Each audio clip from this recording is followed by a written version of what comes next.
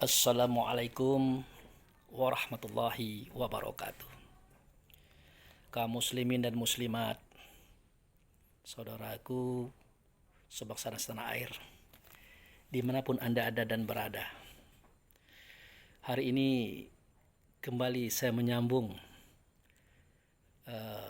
kajian diri yang pernah saya sampaikan beberapa waktu yang lalu pada episode yang pertama.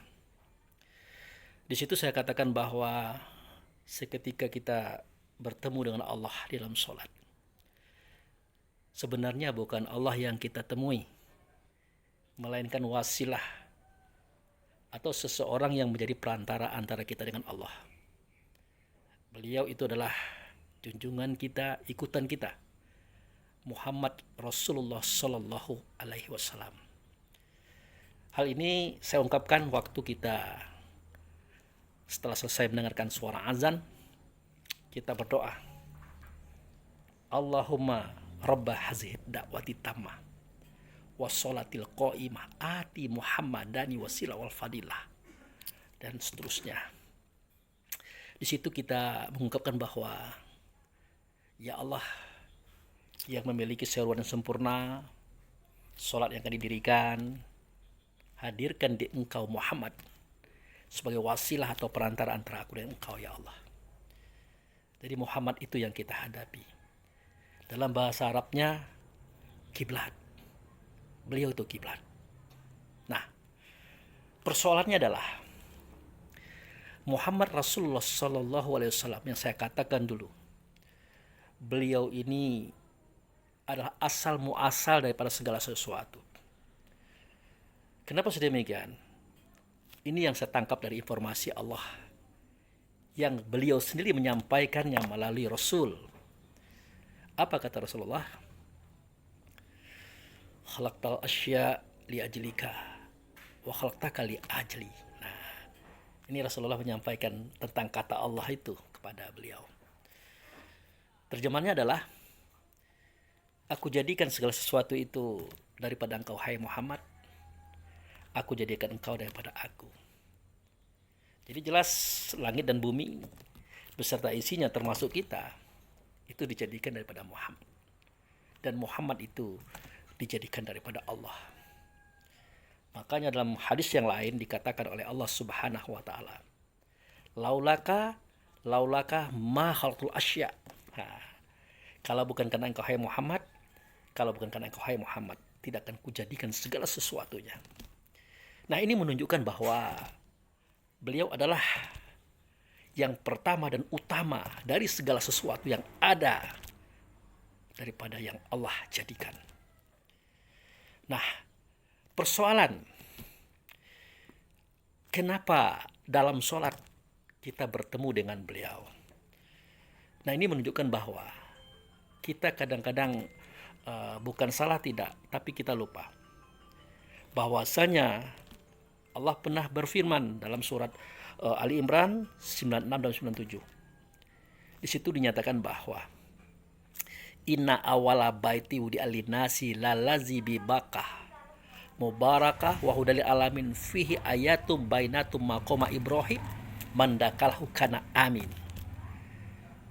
Nah, kata Allah, sesungguhnya rumah yang pertama kali.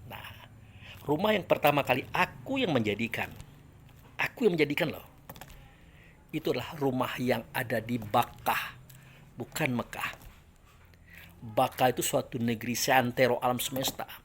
Di luarnya itu. Asal muasal daripada negeri, bermula dari negeri itu. Itu negeri tua. Nah, rumah itu diberkati. Tidak ada hawa di situ, tidak ada nafsu, tidak ada dunia, tidak ada syaitan di situ, tidak ada, diberkati. Nah, hudalil alamin. Di rumah itu ada petunjuk bagi alam semesta. Langit dan bumi beserta penduduknya, kalau dia minta petunjuk ke dalam rumah itu. Kenapa ke dalam rumah itu? Di dalam rumah itu ada yang membawa petunjuk, ada dia yang membawa agama. Siapa dia? Itulah Rasulullah. Itulah Muhammad Sallallahu Alaihi Wasallam. Hanya saja pada waktu itu nama beliau bukan Muhammad, melainkan Ahmad. Demikian Isa Al-Masih menginformasinya, menyampaikan kepada kita melalui surah As-Saff. Di situ dinyatakan bahwasanya nama beliau waktu itu adalah Ahmad. Nah, di dalam rumah itu fihi ayatu bainatu maqama Ibrahim mendakahlau kena amin. Di dalam rumah itu, kata Allah melalui Rasul, ada ayat-ayat. Ayat-ayat itu tanda. Tanda apa? Tandanya Tuhan. Tapi ingat, ayat yang dimaksud oleh Rasulullah dalam ayat ini itu bukan tulisan.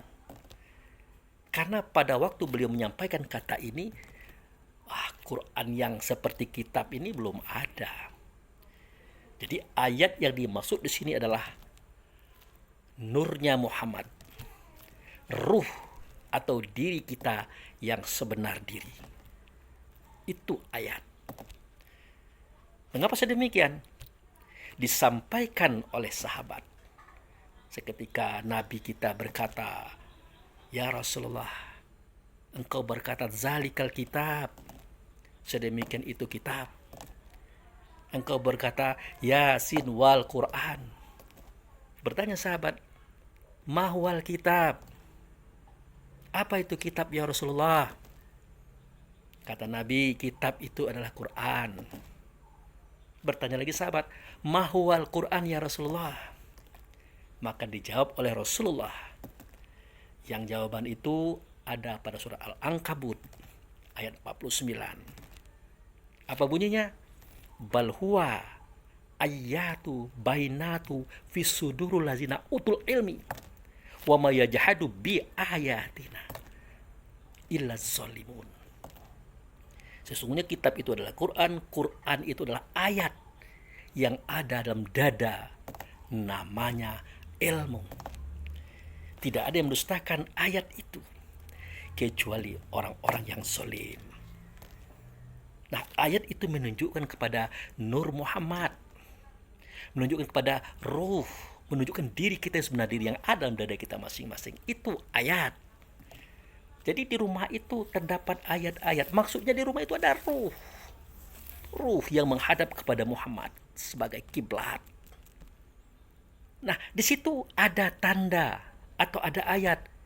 Di antaranya adalah Ibrahim. Nah, Ibrahim inilah yang menghadap kepada Muhammad. Di belakang Ibrahim itu kita semua. Kenapa Ibrahim di depan kita, kita di belakang Ibrahim? Karena Ibrahim itu imam bagi semua manusia. Kiblatnya adalah Muhammad. Seperti yang dikatakan oleh Allah dalam Al-Quran. Surah Al-Baqarah ayat 124 dan 125. Di situ tertulis, "Waja'iluka imam malinas." Aku jadikan kau Ibrahim imam bagi semua manusia. Jadi Ibrahim itulah imam. Muhammad itulah kiblat. Itu sebabnya kenapa? Wa min haitsu kharaqta fali wajhaka satrul masjidil haram. Wa min haitsu ma kuntum fawal wajhaku satrah. Dari mana saja kamu datang, dimanapun saja kamu keluar dan berada, hendaklah kamu hadapkan wajahmu ke Masjidil Haram. Ini sudah mulai menunjukkan alamat pertemuan dengan Tuhan. Nah, dilanjutkan dengan ayat tadi. Setelah kita pergi ke Masjidil Haram, ternyata di situ ada tanda Baitullah. Bukan Baitullah, tanda Baitullah, itulah Ka'bah. Di depan Ka'bah ada makom Ibrahim. Tanda tempat tegak Ibrahim. Makanya diperintahkan oleh Allah, "Fattakhizumi maqama Ibrahim shalah." Kamu ambil sebagian makom Ibrahim, kamu sholat di situ. Karena sholat itu artinya ingat, mengingat Tuhan di tempat itu. Tentu bukan tubuh kita yang ke situ. Bukan badan kita, bukan jasad kita. Melainkan rasa diri kita. Ingatan kita, kesadaran kita yang hadir di tempat itu. Menghadap kepada kiblat. Dalam hal ini Ka'bah sebagai tanda Baitullah. Nah, barang siapa bertemu dengan Ka'bah, hukumnya sama dengan bertemu dengan Baitullah hakikat yang saya ceritakan tadi. Barang siapa yang bertemu dengan Baitullah hakikat, hukumnya sama dengan bertemu dengan Muhammad. Barang siapa dengan bertemu dengan Muhammad, hukumnya sama dengan bertemu dengan Allah. Kenapa? Karena Muhammad itu serta Allah. Karena Muhammad itu wujud serta Allah. Ingin kita dengar suara Allah? Ingin kita mendengar kata Allah, ingin kita mencontoh Allah, tidak bisa. Melainkan kita mencontoh kepada Muhammad. Itu Allah sendiri yang mengajarkan. Laqad kana lakum fi rasulillahi uswatun hasanah. Sungguh pada diri Rasul itu ada contoh yang baik bagi kamu, bukan pada Allah. Kita pun juga kalau cinta kepada Allah, supaya dikasihi oleh Allah, bukan Allah yang kita cari, ikut Muhammad. Makanya beliau bersabda, in kuntum tuhibunallah fattabi'uni yuhibbukumullah yaghfir lakum dzunubakum wallahu ghafurur rahim. Kalau kamu mencintai Allah, ikut aku, kata beliau. Itu adalah Al-Quran loh, catatan itu. Supaya apa? Supaya Allah mencintai kamu, mengasihi kamu, mengampuni dosa-dosamu kalau kamu ikut aku. Tapi kalau kamu tidak ikut aku, Allah tidak akan mengampuni kamu dan tidak akan menyayangi kamu. Itu alasannya kenapa kita sholat menjadikan beliau sebagai wasilah antara kita dengan Allah. Karena beliau itulah pertama dan utama. Nah, jangankan kita Ibrahim saja ikut beliau. Hanya saja kita lupa, bukan keliru, tidak lupa. Seketika kita berkata, Allahumma sholli ala Muhammad wa ala ali Muhammad kama sholaita ala Ibrahim wa ala ali Ibrahim. Ya Allah, sampaikanlah, hubungkanlah kami kepada Muhammad dan keluarga Muhammad. Nah, keluarga Muhammad di sini bukan anak-anak istrinya, bukan, tetapi orang-orang yang ikut Muhammad yang telah terdahulu daripada kita. Itu keluarga Muhammad. Sebagaimana Ibrahim telah engkau sampaikan, telah engkau pertemukan kepada dia. Telah itu artinya sudah terdahulu dari alam sana itu. Hanya kita terkecoh, beliau awal dijadikan, terakhir dizohirkan. Itu persoalan kita dengan Muhammad. Kenapa beliau adalah wasilah dalam hidup kita menuju Allah Subhanahu wa Ta'ala. Tanpa Muhammad, jangan berharap bertemu dengan Allah. Kenapa? Kita tidak tahu Allah, tidak mengerti Allah, hanya beliau yang tahu. Itu maka kita ikut beliau. Namun sayang, 1000 kali sayang, kita mengatakan beliau sudah mati. Ya, tidak juga salah sih. Karena kita melihat itu dari sudut fisiknya, jasadnya, casingnya, betul terkubur di Madinah. Tetapi yang di dalam tubuh itu, yang di dalam fisik itu, ruhnya, nur kamal itu kembali ke tempat semula. Itu Allah yang mengatakan. Lihat surah Al-Balad, la uqsimu fi hadzal balad wa anta hilum fi hadzal balad. Aku bersumpah dengan negeri ini, hai Muhammad, engkau tetap dalam negeri ini. Negeri yang mana? Negeri yang saya ceritakan tadi, negeri Bakkah, bukan Mekah. Yang di dalamnya ada Baitullah, ada rumah. Rumah untuk semua kita. Yang di dalamnya kita bertemu dengan Muhammad, yang dipimpin oleh Ibrahim di tempat itu yang saya ceritakan tadi pada surah Ali Imran 96-97. Di situ beliau menunggu kita. Setiap detik menunggu kita. Kalau kita mau berdoa, kita berselawat kepada beliau. Mau sholat, kita berselawat kepada beliau. Kalau tidak berselawat kepada beliau, kalau tidak berhubungan kepada beliau, tidak akan sampai kita kepada Allah. Tidak akan diterima semua persembahan kita. Nah, inilah kenapa saya mengatakan bahwasanya Muhammad itu penting dalam hidup kita menuju Allah. Itu makanya kita berselawat kepada beliau, berhubungan kepada beliau, karena beliau itu adalah wasilah. Nah, inilah saudara kaum muslimin dan muslimat, semua kita yang ada mendengarkan video saya, menjelaskan kepada kita semua bahwasanya yang bisa sampai kepada Allah itu hanya Muhammad. Karena beliau wujud daripada Allah yang nyata di kita. Makanya kalau ingin mendengar suara Allah, dengarkan suara Muhammad. Ingin mendengar kata Allah, dengarkan kata Muhammad. Ingin mencontoh perbuatan Allah, contoh perbuatan Muhammad, tidak perbuatan Allah. Kenapa? Allah itu adalah ghaib. Allah itulah agung. Agung dalam namanya. Tidak berbentuk, tidak berupa, tidak bersuara, tidak sama dengan segala sesuatu. Karena dia adalah nama. Kalau nama jelas tidak ada bentuknya, tidak ada rupanya, tidak ada suaranya. Tetapi carilah yang dengan nama. Yang dengan nama itu adalah Alhamdulillahi Rabbil Alamin. Alif Lam Mim Allah. Hamdu itu nama beliau bagi alam semesta. Kenapa bagi alam semesta? Karena beliaulah terjadi alam semesta ini.